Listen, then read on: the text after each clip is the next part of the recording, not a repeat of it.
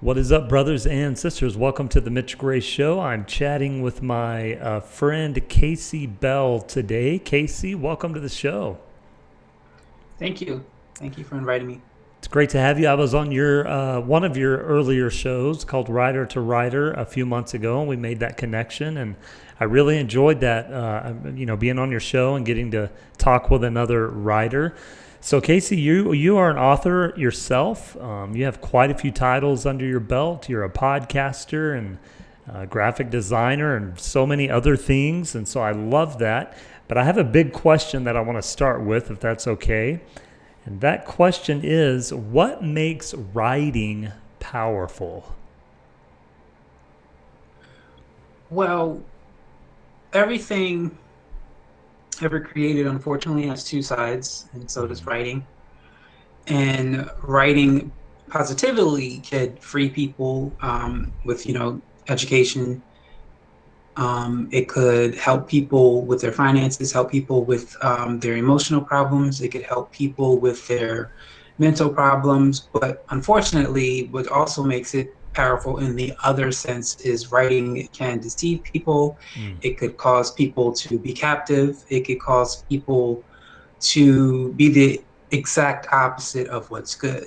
So it's powerful because it shares both truth and lies, and it's unlimited because anyone can, if you have the ability to write, anyone can write and anyone can share writings with anyone, and then people can do what they want with it. So it's definitely powerful in a sense that it could cause someone to change for the good, or it could cause someone to change for the bad. So That's a very interesting perspective. When you look at writing on the surface, I don't know that most people would have that perspective that you just shared. Let's call that influence, right? That when you put something on pages for someone else to read, you're leaving an influential impact one way or the other. It's almost not neutral. um, well, it's not neutral in a sense. Anyone writing knows their intent.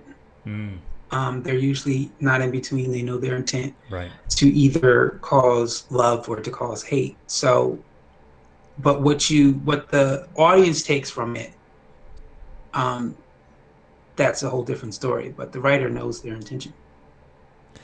Yeah, I think you just alluded to something that is very true, and that is what voice is coming across the page.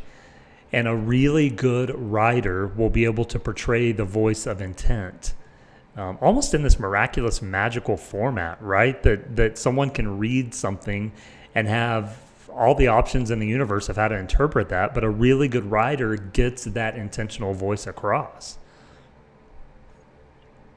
Yes, yes, definitely, definitely. So, Casey, you have, man, I look at your repertoire of projects, and A, they're diverse, and B, you've been writing and publishing since what, 2007? Is that correct? Yes. I would say off and on, it wasn't consistent. There were times where I took off, but 2007 was the first year that I actually published something, and then I've been doing it off and on since then. Yeah. So, what led to your diversity of writing projects? I mean, you've got everything from children's books to some horror stuff, to looks like some historical type projects, some educational type projects. What led to that diversity as a creator? I would say it comes from, I don't believe in coincidences. I was raised in, I don't know the exact age because I don't know the exact age of my younger cousins, but I believe from the time I was born to the time I was 7 or 8, maybe, I was the youngest cousin from Mm, both sides of the family. mm, And on my mom's side of the family, I had Hispanic, Asian, Caucasian, and obviously Black America in my family. So I already grew up with diversity. So I never had the unction of thinking there was something wrong with it. The first church I grew up in, the pastor was white and his wife was Black. mm. Um, And then I went to definitely not necessarily elementary and middle school, but definitely high school. I went to a very diverse high school with everyone from every nation you can imagine was there. And then music. My parents grew up in music. They were both, that's how they met. They met backstage at a concert. They were both in, my mom was in a group with her siblings, and my dad was in a quartet Wow. with his friends. So I grew up in music, and I never was told you can't, because you're black, you can't listen to this or that or that. Uh, Whatever I got a chance to listen to, I did. So by the time I was introduced, school really introduced me to discrimination and diversity. But by then I was already taught that there's nothing wrong with it. So right. I never had the chance to believe that you're supposed to discriminate your talent and segregate your talent, which is what we do, Hmm. you Hmm. know. And Hmm. unfortunately, America is really the only country that does that, really.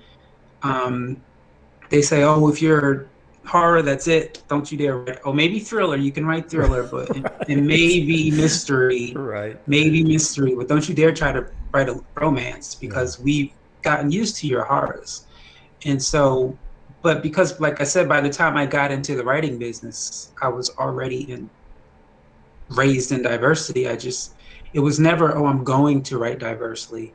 It was just when an idea came to me, I wrote it. And I didn't stop and say, wait a second. My first book was a teen book, so that's all I can write. There's Right. nothing else I could ever write in my life. Right. Like I didn't think of that because I was already raised in the mindset of whatever you want to do, just do it and don't throw it in a box or categorize it.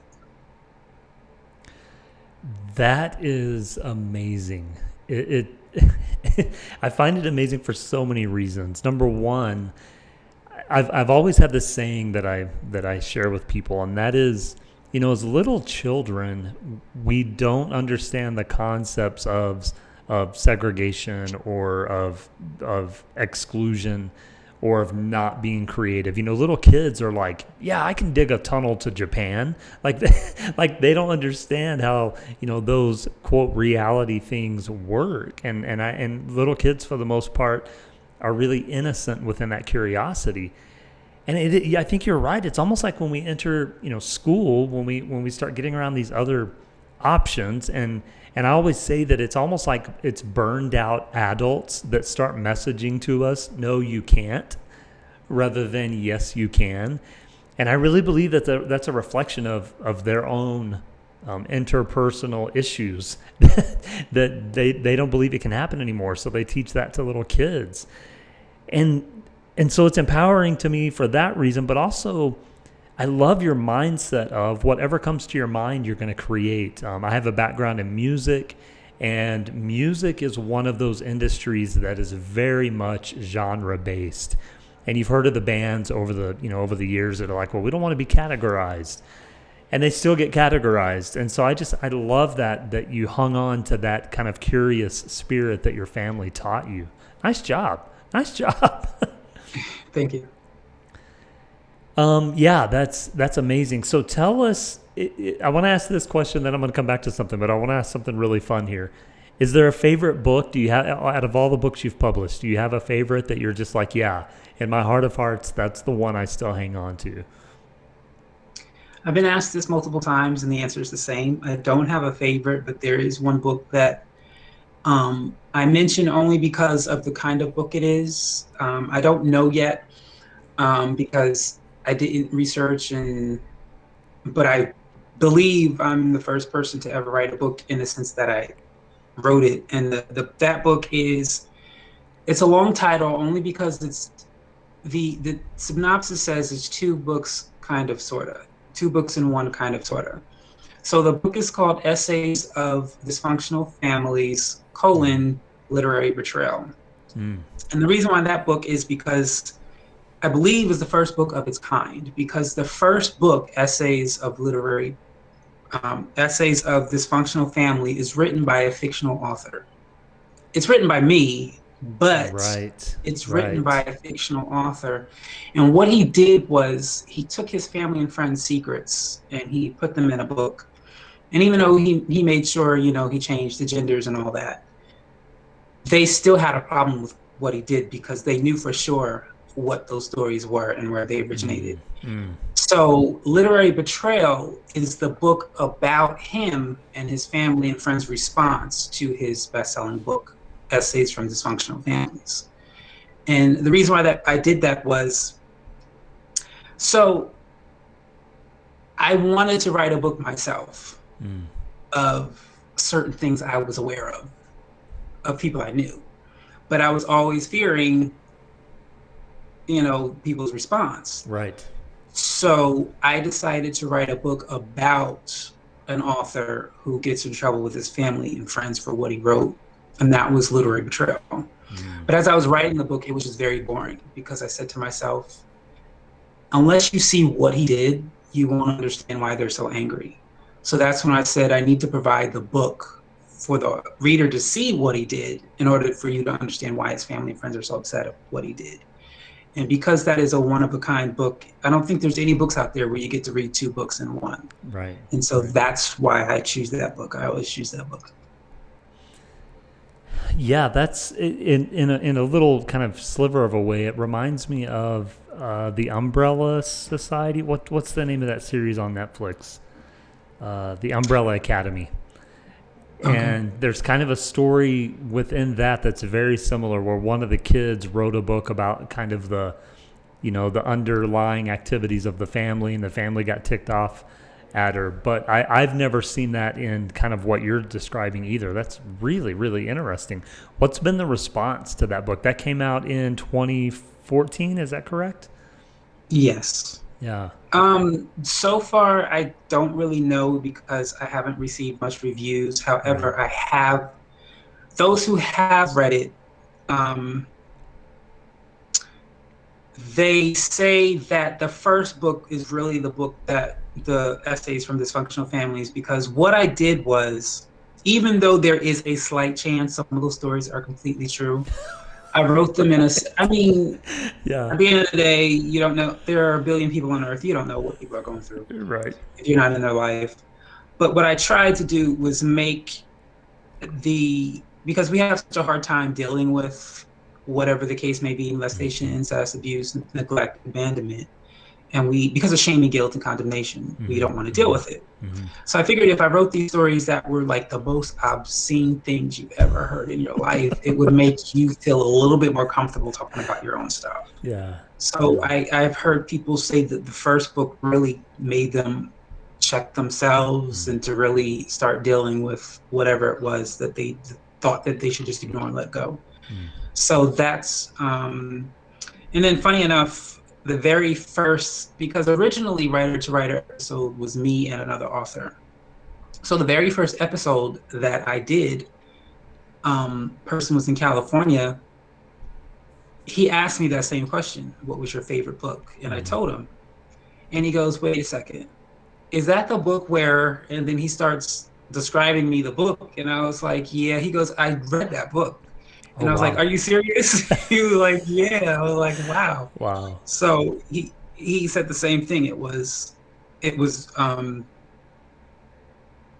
just mind blown to him about the basically the first section, because the first section, like I said, every story.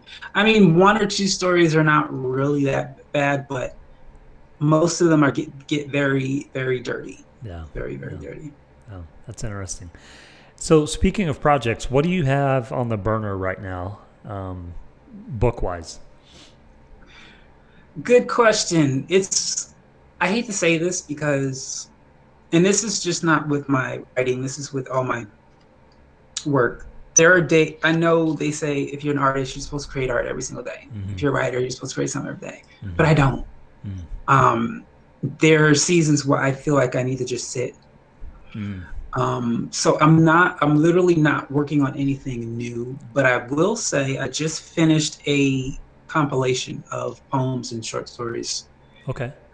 Most of them, not all, but most of them, well, all the poems in there, yes, but not all the short stories. But most of the short stories were submitted to either a magazine or literature journal. Mm-hmm. And unfortunately, they were all rejected. Mm. And for most submissions, they require something that's never been published. Right. So, but all my works have been published. So I purposely wrote stuff specifically for them. So when they rejected it, my thing was, well, what do I do with it now? Because most of the stuff I wrote was for this particular topic and theme, which Yes. means I'm not really going to find a place for it. So I decided to put them together into a book. I can't tell you the progress of that because I am a self-published author. Hmm. However, with this project, I wanted to try doing it the other way of getting a publisher. Hmm. So I have submitted it and I'm just waiting on a response right now. Yeah, the season of waiting. I think we all go through that, right? Whether in this social media driven world, and we people post all of the good stuff that's happening, and very rarely do you see anyone journal or post about this, the seasons of waiting that take place, or the boring parts of the process. and, and to be honest, as creators, and as even if someone's an entrepreneur or a business owner or whatever, 80% of the process is really, really boring. There's not a whole lot of percentage that's fun, but it's the drive to create and to kind of have that ambition that pushes you forward. So I get it. Yeah. I think if I had the money to hire someone to type everything for me, it would be much more fun. The I typing is what annoys me and the formatting. Yeah, I actually enjoy typing. I'm a little bit old school that way, but I will say I recently began using some voice dictation. The downside to voice dictation is I end up going in and editing 90% of it. And so I'm almost doubling my work And by voicing it and then going in and retyping it. But because I know a lot of writers specifically that use voice dictation quite a bit for document creating, but I haven't quite figured that out yet. But yeah, so tell us about your podcast. Before the show, we were talking a little bit about some of the new things you're working on, and what you've got going and where people can find you. yes, so I started a venture not by choice. So the long-winded story behind it is prior to the pandemic, I was trying to get my book sold and I did a bunch of webinars. And one of the main things they all had in common was they said you need to appear on the Mm-hmm. news, the Mm-hmm. newspaper, on a podcast, on a Yes. whatever. Yes. So I set out to find these people, and most of them were saying, well, some of them said no, some of them ignored me, and some of them were saying, we're overbooked, so Ah. we're not booking anymore. We don't have the time. And some of them were saying that their podcast or their blog was a hobby and that they have a full-time job, so they blah, blah, blah, blah, blah. Right. So I was like, okay, I guess that's not going to work. So when the pandemic hit and everyone was forced to stay home, my thought was, well, now you have time. So let me go back out there and try it again. So I Yes. tried again and I got the same response. I'm too busy, or no, or I don't do that anymore. Thankfully, lo and behold, I did find one author who hosts her own podcast, and her name was Nancy Christie. Mm. And I said to myself, well, before I send this out, let me rethink.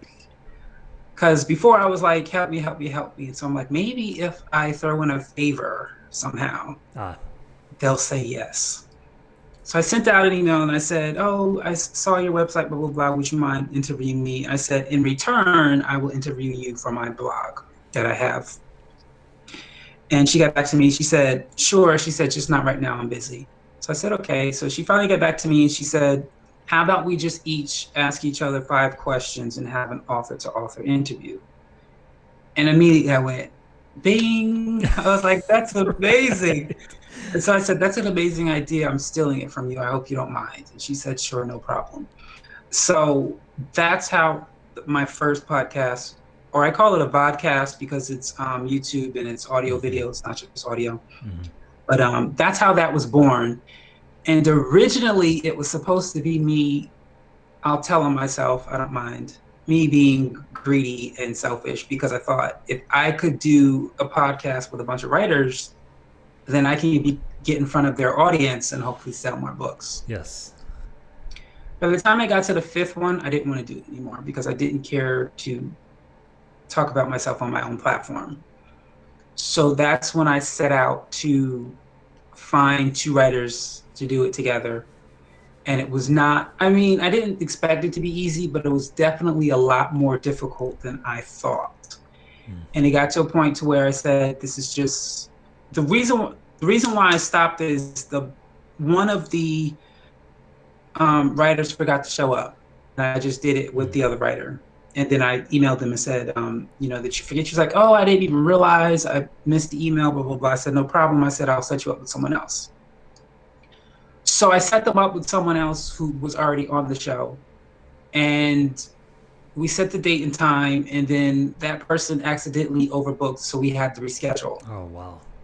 So we rescheduled, but then that time something happened. We had to reschedule a third time, and then a fourth time, and then finally I said, Forget it. let's Forget forget it. this. It's not working. It's just not working. Yeah. And even with another, I had two people. One of them had to cancel because of a family emergency. And then I rescheduled her, but then she had to cancel because she got sick for her second one. So it was just like, nothing, this is not working anymore. So that's when I said, I need to create something else. And that's when I created the Ready Writer. And that is just me and a writer, and that's it. That's why there's no confusion. So that's how those two happened.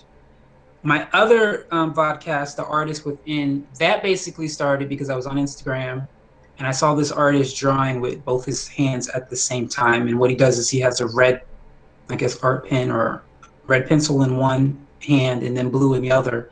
And he draws faces or animals, and one side is red, one side is blue. Wow. And I just said to myself, I have to talk to him. And I didn't know what, I just was trying to figure out, how are you doing this? And so I messaged him and I said, would you like to be on my YouTube show, which I didn't have a show for him at the time. And he was like, sure. And I was like, okay, I got to do something now, because he said yes. Right. So I quickly came up with The Artist Within, and that's how that show came to birth. Then what happened was I didn't really have any other artists to interview. So I went on this website, I think it's called Radio Guest something, Radio Guest List. Yeah. Yeah. And I .com. promoted the show. And I said, hey, if you are an artist, visual artist, and I made it specific because I know the word artist can mean hundreds of things to people. So I specifically said, if you are a visual / fine artist, and then I put in parentheses, painter, sculptor, knitting, etc., blah, blah, blah, blah. I got singers, I got musicians, I got actors, no visual artists. And I was like, but that didn't work. So I said, well, what do I do with these people? Because first I wanted to say, did you not read what I said? Right. And so I said, well, I guess I got to come up with a show. So then I made a show for musicians called the Musical Interlude, to say yes to these musicians who came to me. And then I made up a show called The Show Must Go On for actors, dancers, performers, for these actors who came to me. And that's how that show started. And then the last show, The Gold Mind, which is MINED, meaning the mind has in mind, so entrepreneur gold mind, was started because I know people personally who are entrepreneurs, and I said, well, maybe I'll make a show for them. So I started that show, and I went back on the Radio Guest List, and I started the show, and then I sent the people I knew, hey, I just started a new show for entrepreneurs, would you like to be on it? And none of them has responded. So now I have a show for entrepreneurs, and I have plans of creating a new show, but only because there's a field of people out there I don't have a show for yet, but it's not like they've knocked on my door, so I feel like I really don't have to make it yet. Yeah. But it's like, it's on my mind, but it's not something I'm rushed to do because I have so many other shows. It's like, but those are all the shows and how they came to life. So are your shows available on most platforms for people to subscribe? Oh, well, no, it's only available on YouTube, Okay. and it's called Upload Hubs, which is a website similar to YouTube. It's just Hmm. owned by someone who's not the same as people who own YouTube. Right. Right. Okay. Perfect. What I love about that, Casey, is it shows your willingness to, again, to just create when an idea comes, and so many. What holds so many people back is they don't give themselves permission to just take action. And sure, there's going to be logistical problems, and just the picture you've painted of all the painstaking things that can happen. But at the same time, if you never if you never take action, if you stop continuing to create things, you never find that one thing that could become something amazing. And it seems like in our modern world, especially, it's almost like people say, well, if I can't hit it on the first or second time, I give up. And when you look at the greatest inventors and creators in human history, it took them thousands and thousands of tries to get something that really made an impact. Well, and I hate to say this because I don't want anyone getting angry with me, but when you look at Thomas Edison, who tried 1,000 times to enhance the light bulb to be better, according to history, his mother took him out of school at the third grade because she saw that the school system was not good for what she saw in her son. Mm. And then Albert Einstein, one of the world's famous contributors to science, never went to school for science, never became a scientist, and was not a scientist. And so, unfortunately, school kind of Mm-hmm. removes Mm-hmm. our natural sense to create. It basically teaches us that all you have to do is go to school and then get a job, and that's it. And let someone else do everything else. The manager does everything. You just get a job. And so it doesn't really teach us to do those things we are not familiar with doing. It doesn't really give us the opportunity either to create create something from nothing. We're Right. always taught to just take whatever is and use it, and if it's not there, then there's nothing you can do. You can't do it. And Right. so school doesn't really give us that opportunity to learn how to create from nothing and to go in saying, I have no knowledge, but I'll figure it out as I go. Now, I even with writer to writer interviews, if I decide to bring that back, I've already came up with another option to make sure it works right. But I would have never been able to do that had Yes. I not gone in. And Yes. that's what we don't understand is school teaches us you gain knowledge, then you get work. Mm-hmm. But entrepreneurship teaches you work and you gain knowledge as you're working. Right. And that's basically how success happens is you gain the knowledge as you're working. And the Yes. thing is, the reason why I say school is the problem is because the first 5 years of our life were that's how we learn. Mm-hmm.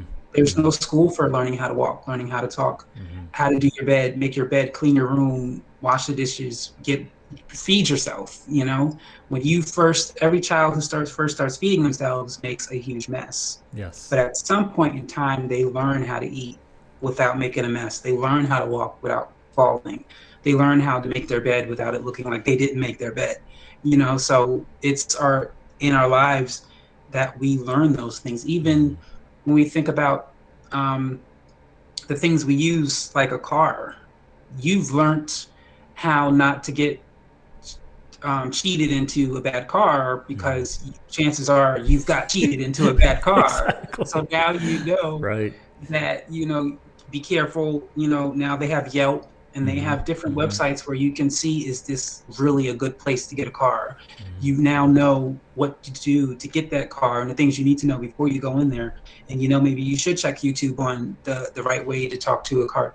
But no one taught you that. You had to Right. learn it through experience. And Right. so it's sad, but experience really, when we say educator, you can be an informer. You can inform people. I can inform you that you need a needle, some thread, and fabric and scissors to make clothing, but I can't educate you. You have to sit down and make that fabric into clothing for you to know how to do that.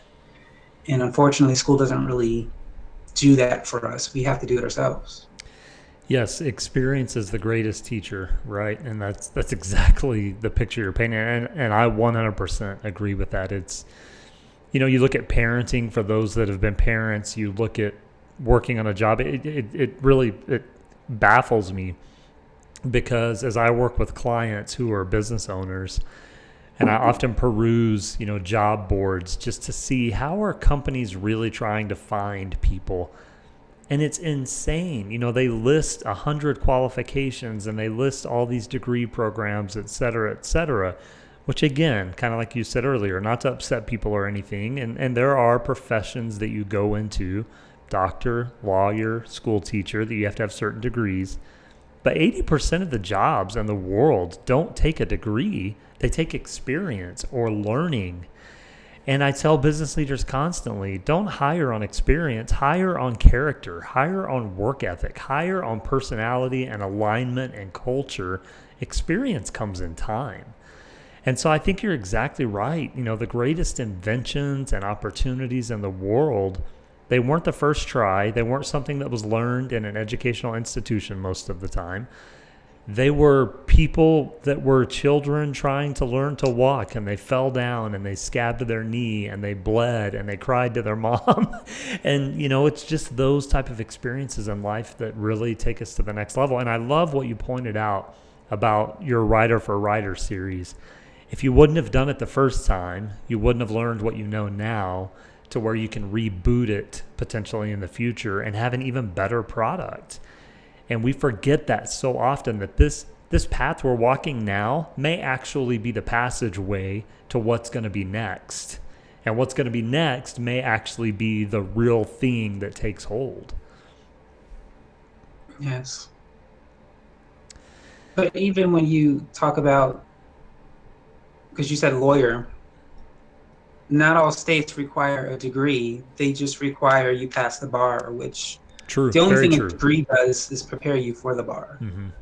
But if you can read, you can prepare yourself. But even then, it's nice to have that, because you need to obviously know what's legal, what's illegal, Right. blah, blah, blah. Right. But even then, you can never be a lawyer until you go to the courtroom, because they can't prepare you for the what ifs. What if Yes. you found out you're in the courtroom and you just found out your client lied to you, or they're saying not guilty, and before you know it, they say guilty. What do you do? Like, Right. it's like you don't. Yeah. What Nothing. happens when a Nothing can prepare you witness? for that. Nothing can Yeah, prepare you for when a that. witness, when they say there are no witnesses, and you're through the trial, and out of nowhere some witness pops up, and so there really is never. You can't prepare for anything because no one knows who or what is coming in the future. Right. So you kind of just got to go in and, yes, you may fall a few times, but the funny thing, like I said, school kind of ruins us, because when I was thinking about my nephews and nieces, they were out in the cold in the snow, and I was like, are you guys crazy? It's freezing out there. And my mom was like, you and your brother used to do the exact same thing. And when you think about it, yeah, a lot of us fail riding the bike, but we just got back up. Yes. We I know sometimes my brother would come home bleeding, and we would be like, are you aware you're bleeding? And he's like, no. But when we become adults, we won't even look at the bike because we're afraid we're going to fall, and Yeah. we're afraid to take risks. But as children, we took them all the time. Mm-hmm. And lots of times parents can look at their children and say, I don't know how you're alive, because all the pain you put yourself in. And yet, by the time the problem with school is, by the time you get in school, there's so much, um, you shouldn't do this, you shouldn't do Mm-hmm. that, you shouldn't say this, you shouldn't. And it starts making you being more self-conscious of everything. Right. Your weight, your height, your skin color, your hair, I'm wearing glasses, I'm four eyes, like you become self-conscious of everything, when prior to school you were self-conscious of nothing. And it's as difficult it is, you got to get to the point to where you go back to that mind of a childhood, where it's Yes. Yes. just do it. And a lot of 60, 70, 80-year-olds say, yeah, the good thing about being old is but there should never be a time in your life where you're that self-conscious. Right. Yeah. It's like there's this gap that starts at 5 years old and ends at 65, and it's like the 60 years in between should be lived like the before and the after. Yes, that's a lot of years you waste. It is. It's the core of life. That's the idea that we call the beginner's mind. To live with a mind of that childhood curiosity, of those childhood questions, of not being afraid, like you said, to jump on the bike and to just go and see where it takes you. But we do life, and school is one formula. It's one path. The problem is no two people live from the same formula. Everyone is different. And that's the part of our humanity that we need to engage more often. And so I love that about you. I love that, when I look at your Rolodex of books, it's so diverse. Your podcast is so diverse. Your experiences are so diverse. And thank you for sharing that with the world. It takes a lot of courage. A lot of people, I can't tell you how many times people have told me, I always wanted to write a book. And it's like, okay, why haven't you? It's Right. just that permission and that courage. And so thank you for living courageously. Oh, you're welcome. Tell us a little bit about on your website, you do have kind of a little blurb about some things that you teach on. Tell us a little bit more about those for any listeners that might be interested. Yes, so their webinars I started so through I'll say from 2001-ish up until now. So what happened was I got to college my first year. But prior to college, when they would teach in school that AD means after the death of Christ, I would always ask in my mind, because by then I was learned not to question teachers. Mm, So when I had questions, I just keep quiet. mm, So they would say BC is before he was born and AD is after he died. And my question was, well, what do you call the time period after he was born, but before he died? mm. But I never asked because I was too afraid. I thought I was going to get in trouble because I remember in second grade saying something. Um, it was wrong, I guess you could say, but it was the truth. And I don't know if you remember in second reading classes where you had to read a story, and then at the end they would ask you questions Right, about the story. right. So a lot of the stuff was boring to me, so I would read the questions first, and then find the answers. And I would actually read if they would say, "What color is the cat?" I would go look and see what color they said the cat was, and that was Right. it. So I said that, and I was like, "Oh, I don't even read it. I just look at the questions and go back." And I said it innocently, like that's what I do. And the teacher was like, "That's wrong, Casey." And I was like, "Oh." And so from then on there, I was like, "I guess I shouldn't share Ah, anything because mm, now I'm afraid I'm going to get in trouble." So I stopped sharing and speaking. And so by the time I got to college and found out that AD actually is a Latin term for the year of the Lord, right. the first thing was I was excited and relieved to know the truth. But then the second thing I was like, well, why didn't they teach us that? Yes, Like, yes. and then a part of me said, well, maybe because they're children, they may not understand Latin, they may not understand what Latin is, yada, yada. But at the end of the day, there are ways you can teach to every Mm-hmm, level without mm-hmm, lying. mm-hmm, mm-hmm, So I was very angry. And so from then on out, everything I was taught, I researched it to make sure it mm. was true, only to come find out that most of everything that's being taught in America is not true It's a because myth. It's a myth. Yep. a lot of the even silly things like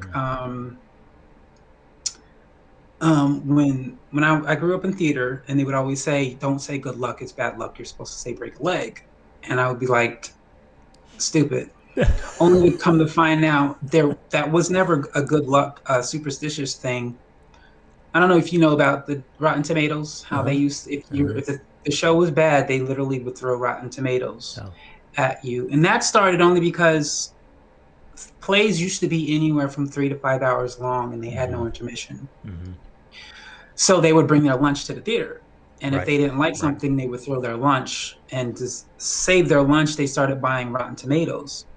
So when people would tell actors break a leg basically because women curtsy when they Mm-hmm. bow. Mm-hmm. So the break the leg means we hope you get a chance to bow because Mm-hmm. if you don't, that means you got You Rotten didn't make it Tomatoes all the way at through. you. So it wasn't superstitious. It was more of a joke, Right. like a sarcastic joke, than it was superstition. But over time, its original meaning got lost, Mm-hmm. and people started thinking it's superstition. And if you say blah blah blah blah, so a lot of the things we learn today is just what I say necessary to our ancestors because they lived in a different time than we did. Mm-hmm. And because we don't live as they did and we've changed a lot of things, a lot of the things they do, we don't need to do it anymore. And it's not bad or, prejudice. It's just because of technology and It's because of the evolution. way It's evolution. we've Yeah. decided it doesn't matter how bad the show is, you're not allowed to throw anything Right. at the that's the reason why now that was the original reasons why theater started restricting food from in the theater because Mm. they didn't want people throwing food at the stage. Because that's not allowed anymore, we don't need break a leg because Yeah. even if it's bad or even if the lights go out, at the end of the day, you can't control whether someone bows or not. So I just started researching everything and realized that there's so much we don't know. And the reason why we fail, not only just in our finances, but in our health, Mm. in our relationships, and how we raise our children, is we're living by what we were taught, which is not true. So I began to find the original truth behind things. And at first I was like, oh, this is cool, this is fun. And I kept it to myself. And I remember hearing Holy Spirit say, you should probably share this. And I was like, because it's when you've lived a life for, I'll say, at Mm. least 10 plus years, and it came from someone with a degree, Yes. Yes. someone highly respected, Yes. some person who has like no significant degrees, and it's hard for you to take the truth from them. So my first reaction was, well, you told me, Lord, you can tell them. I'm not telling Mm. anybody anything. Mm. And finally, I said, well, maybe I'll just make it as a webinar. That way, people have the option to come in and receive it.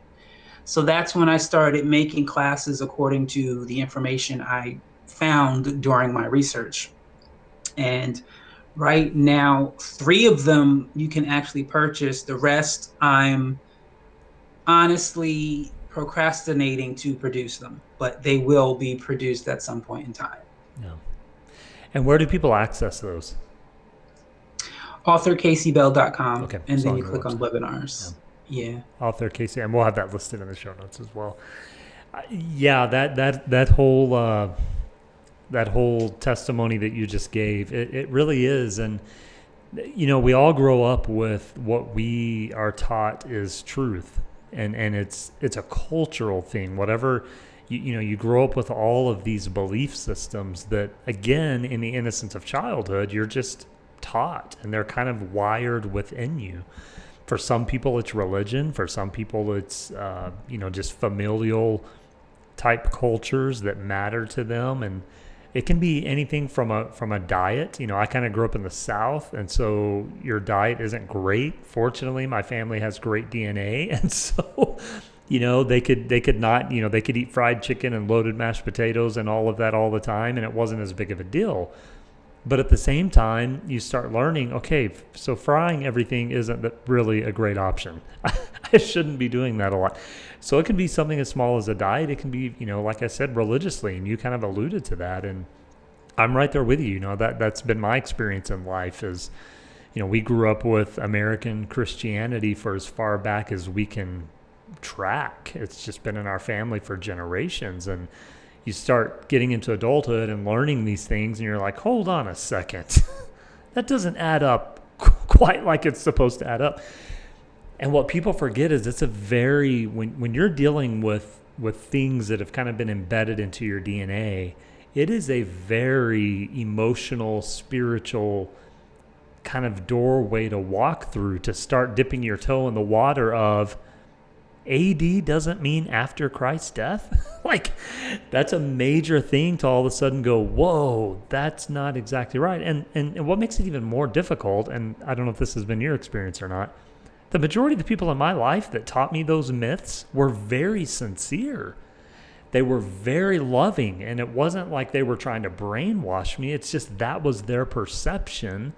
And so they handed that perception down, and that happens to everyone in one form or fashion. And so, I think that's a testimony to, again, kind of what you've said through the whole show, take your own education into your own hands.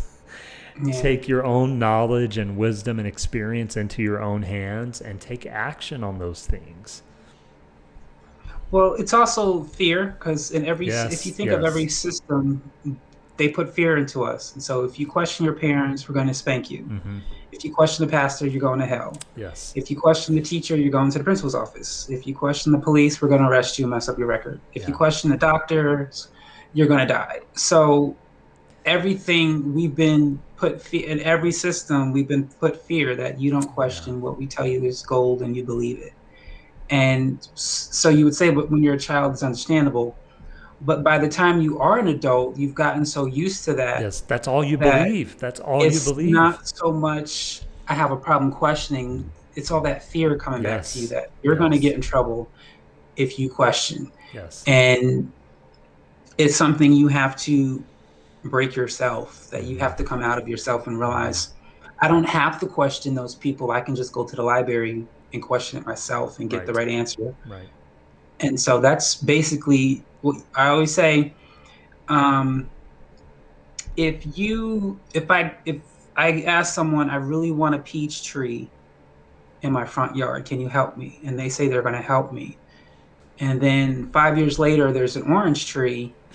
For you to go, oh, they really did help me. It's like, no, you said a peach tree. So you Right. really need to start questioning because you don't have the results you wanted. So whether Right. it's in your finances, your relationships, your spirituality, your religion, whatever, if you're not getting the results you want, you don't just sit back and go, oh yeah, I'm gonna keep doing this thing that I can see is not working, but I'm gonna keep doing it.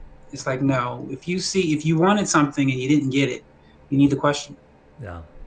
Yeah, it's crazy. I'm 44 years old, and there are still things that I know are absolutely not true, but I still have a hard time doing because of what I was taught as a kid, because of what's going to happen to you. You know, and again, growing up in a religious atmosphere, even though I know it's not going to happen, it's like, well, if I do that, I'm going to hell. Even though in my mind, I'm like, no, that's absurd. That's not going to happen that way. But it is Right. because you're taught those as a kid in your subconscious and it resides within you. And it's a constant work, right? It's a constant work to go, no, that's not going to happen. And that's why I think conversations like this are very powerful because there could potentially be someone listening to this that needs that permission to challenge those belief systems within themselves, to question everything and to go, okay, I know in my subconscious I believe that. I don't really believe it, but I still have work to do on it. And it's we should be doing that work. 100% should be doing that work. So yeah, thank you for going on that kind of tangent because I think that opens up a whole new realm internally that is really necessary, and potentially more today than ever because so much of life, especially when it's social media based, is so shallow. And what I find is people are even more fearful of the deep conversations because it becomes vulnerable. And we've almost kind of gotten to the point as a culture that we don't want that vulnerability. But it's the power is found in living from that vulnerability. Yes. The other thing I would like to add to that is when you are researching, always remember anything written 10 years old or older, remember your knowledge was not in existence. Right. So lots of times people read the Bible with their knowledge today, forgetting your knowledge was not in existence. Mm-hmm. Or Mm-hmm. even the Declaration of Independence, people don't understand what's what they really meant because they don't know our forefathers, what they believed and what they thought. And so Mm-hmm. what you have to do is research that lifestyle of that time Yes, and period. So if connect you're those reading a book, dots. Yes, yes. yes. So if you're reading a book from someone who was living in, I don't know, 14 AD, Mm-hmm. 1400 AD, you really Mm-hmm. need to research how did they live? How did they eat? How did they Mm-hmm. dress? What did they believe? Even if it was false belief, still, what did they believe? Because that will show you why they wrote what they wrote and what they meant. And even though it sounds like they meant such and such, because that's what you know today, you really got to go from their knowledge. Because when people say Yes. things like, people say the Bible was written to us, it wasn't necessarily written to us because those who wrote it didn't know we would exist. They didn't know Right. about Right. smartphones It's and impossible. computers. Yeah, They it's didn't know impossible. about all of that stuff. But what they did write, a lot of it is still true for today because our heart is still the same heart as it was back Mm-hmm. then. Mm-hmm. So some of the things we can still use, but we have to understand what they wrote according to the knowledge they had at that time. So Yeah. you can't just read stuff that's old. Right. Yeah. Truth is perceptive, right? Like it's whatever your perception and experience is at the time is your truth. And that changed. I mean, the book I released in 2014, I wouldn't write today. I wouldn't. I'm a totally different person. I was sharing someone the other day about a business. It's my favorite business book. It's called The 1 Minute Manager by Ken Blanchard. It was written probably in the 80s or 90s. I don't know. And his whole one of his whole principles is the power of post-it notes and how to use post-it notes to impact your team. And it's like no one would ever write that today. Like Because most people, they don't even know what post-it notes are. But you know, to your point, when you look at the outward surface, the shallow surface of what people have written, there is no connectivity. But when you look at the human spirit of what is written, there's always connectivity. And it's just how does that actually apply? Where they coming from? What does that look like? And it's definitely applicable in ancient texts, whatever those are. So yeah, great point. I love that. Casey, this has been a great conversation, man. I've loved this, and we went places I didn't know we would go, which is how it usually works, and that's awesome. So I always like to end the show on 5 questions, and try your best to give them one-word answers. There's a few questions that you may have to use a few extra words, so I'll let you do that. So if you're ready, here we go. 5 questions. Regarding books, do you read digital or paper? paper. Yeah, old school. I'm the same way. Someone yesterday, I was talking to them about a book, and they were like, just you can get the audio version. I'm like, no. I like to write in them and ear tag them and mark them, and yeah, I like the book, and I like to give them away too. So yeah, Well, I wouldn't do audio because the brain needs to exercise, and reading is a way to exercise, and it doesn't get the same exercise when you do audio. listening. So Yeah, that's yeah, why I do paper. yeah. Do you prefer coffee or tea? Tea. If you could have a cheat meal, what would it be? What is that? What do you mean? So like Like if you try and eat unhealthy, something, you mean? yeah, it's just a meal that you're like, it's a Sunday afternoon, I get a cheat meal. Um, you really should have asked me that like 2 years ago, because the reason why I say that is I've actually been on a particular diet because I was sick for a while, Oh wow, really sick. yeah. And I diagnosed myself and I started changing my diet and I started getting better. Mm. And on Sunday, I went to, please forgive me, I was wearing a mask, everyone, but I went to one of my nephews, had a birthday. So I went to visit him, and my sister ordered pizza. Mm. And I also had bread, which I'm not supposed to be eating bread. And after I had my meal, I got sick. Ah, And I was like, okay, can't do that no again. more, Can't do that no again. more. So Monday, I reset myself, with my tea and my water, and I'm doing much better now. But the pain I was feeling Sunday, I was like, I'm not. Yeah. Because I used to say, because I know what the sickness is and I know what I have to do to get rid of it. And I said, as soon as I get rid of it, I'm going to go back to eating what I want. But it's like, no, because once well, I don't know if this is true for everyone, but once you reset your body, like, so that's why sometimes someone could be a cocaine addict and Mm-hmm. then Mm-hmm. stop for 10 years. And when they Mm-hmm. start again, they immediately Yeah. die. Go back in. Yeah. Because once you reset your body, it doesn't respond the same way as it did to Right. whatever you stopped eating. Right. So my body now is at the point to where it gets sick immediately from certain Yeah. foods. Yeah. So I'm not at the point where I'm like, I'm good. I don't need to cheat So no anymore. cheat meals for Casey, except if you did, it was pizza No, and it didn't work out very well. no, I do not. um, what's one adventure you would like to go on? One. Got to pick one. Oh, mm, I don't even know. Like, is it just go to a place, or can the venture be including like multiple Yeah, places? you get to pick. You get to pick.